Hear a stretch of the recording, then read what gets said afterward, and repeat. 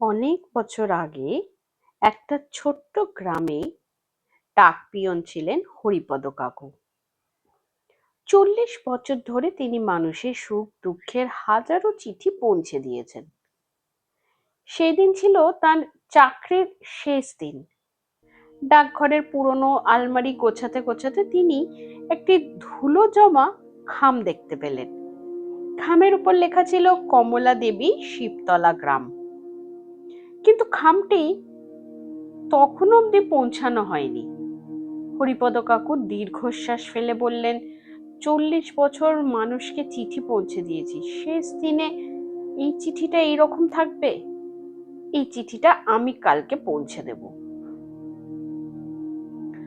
পরদিন সকালে তিনি শিবতলা গ্রামে গেলেন।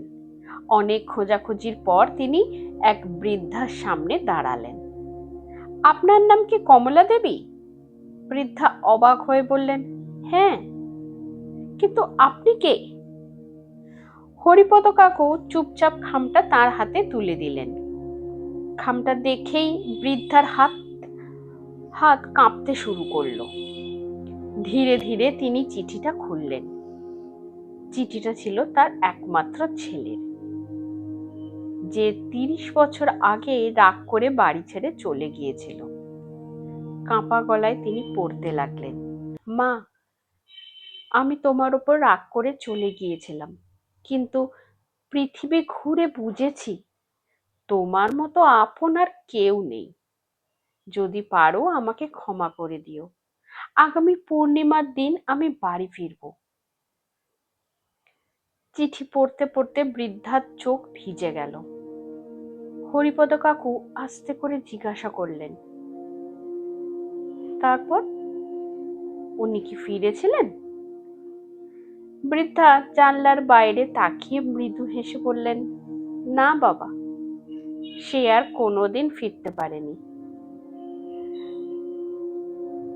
আমার কাছে খবর এসেছিল বাড়ি ফেরার পথে হয়তো দুর্ঘটনায় মারা যায় সে। তাই এত বছর ধরে ভাবতাম হয়তো সে আমাকে ভুলেই গিয়েছিল, হয়তো সে সত্যি রাগ করে চলে গেছে, আমাকে ভালোই বাসতো না।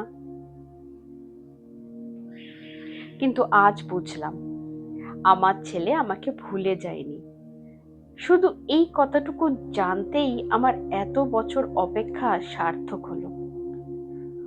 হরিপদ কাকুর চোখে জল চলে এলো।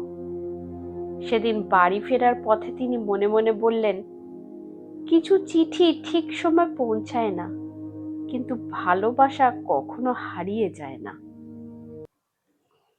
এই গল্পটা থেকে আমরা এই শিক্ষা পেলাম, যাদের আমরা ভালোবাসি তাদের কাছে নিজের মনের কথা বলতে কখনো দেরি করা উচিত নয়, কারণ সময় কারো জন্য অপেক্ষা করে না।